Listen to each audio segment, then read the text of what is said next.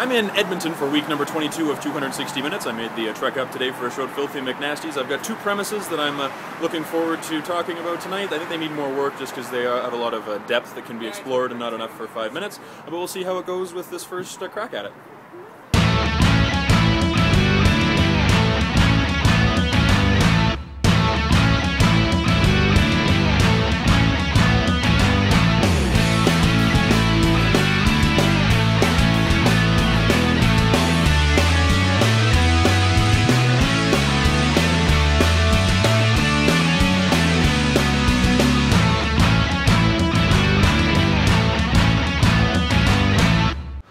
I'm going to tell you about the first time I ever had cyber sex, the only time I ever had cyber sex. I was 13 years old. Had never even seen a breast, but I figured, oh, I know computers, I'll be able to figure this out. So I get into the chat room and we're getting there. Like, I thought it would be a good way to get my feet wet. But at that age, for all I knew, during sex you actually got your feet wet. I just had no idea, which now I know you have to have a really good sex and be standing up. It's like splashing around in a kiddie pool, you know? Kiddie pool's the wrong choice of words for that. Be careful on that. So anyways, but cyber sex for me, even nowadays, is almost like outsourcing your imagination. Like, you're just too lazy to come up with shit on your own. Only it's even worse than that because this other person doesn't know what you like. Like, at least your imagination knows your preferences. You know, she's like, oh, I'm going to do stuff to your junk. And you're like, oh, I'm going to use my hands and gently guide you to something that I actually like. A little weird.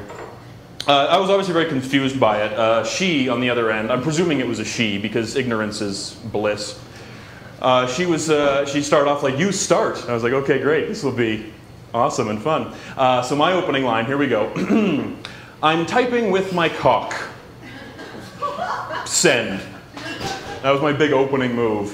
Very confused by that. There's so many holes in that particular sort of visual. Like, I'm not entirely sure how that would work. Even, like, 'cause I was typing way too fast. Like, my penis cannot type at 60 words a minute. If it could, it would be more qualified for an office job than I am. Its resume is actually really good, you know? Like, it's a self-starter, naturally. It's always on time, if not way early. Works hard, yeah, hard worker. Yeah. And frankly, you can probably get it for a cheaper rate, because it's been unemployed for a while. It could really use the job.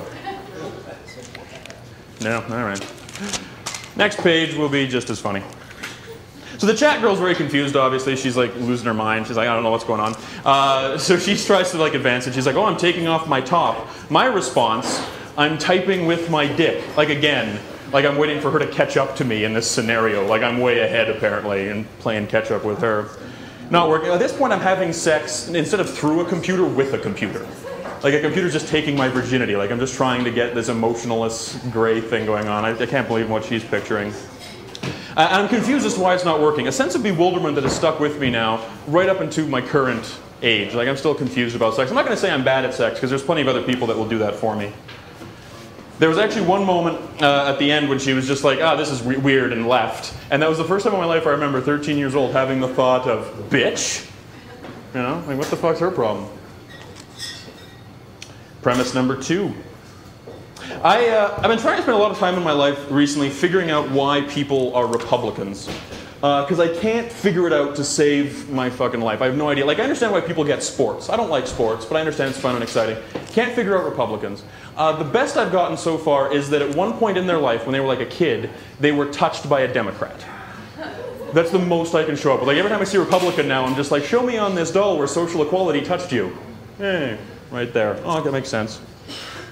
But the problem is that there's lots of Republicans. Like, there's hundreds of thousands of millions of Republicans, which means the Democrats have a much bigger problem than Mitt Romney.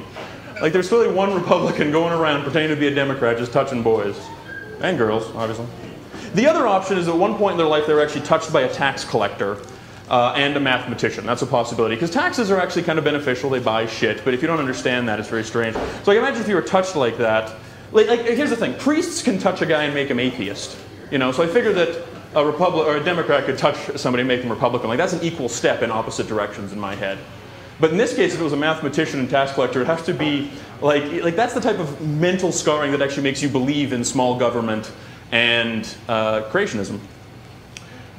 And I actually do believe in big government. Well, not big government. I believe that the government should have at least one more dollar than the biggest corporation, because otherwise they're just so anemic. They're just so powerless. You know, they can't do anything. It was like when I was a foot taller in high school than my parents. They tried to send me to my room.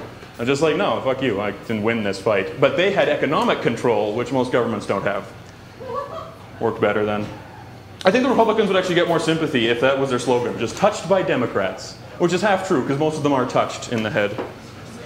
And half true is actually a valid campaign strategy if you're watching currently. So, thanks for listening to the new 5. That will never be heard again. Can't wait to put that on YouTube. A bone in. For the untrained ear, could you maybe explain that? You don't go to libraries that often? The explanation.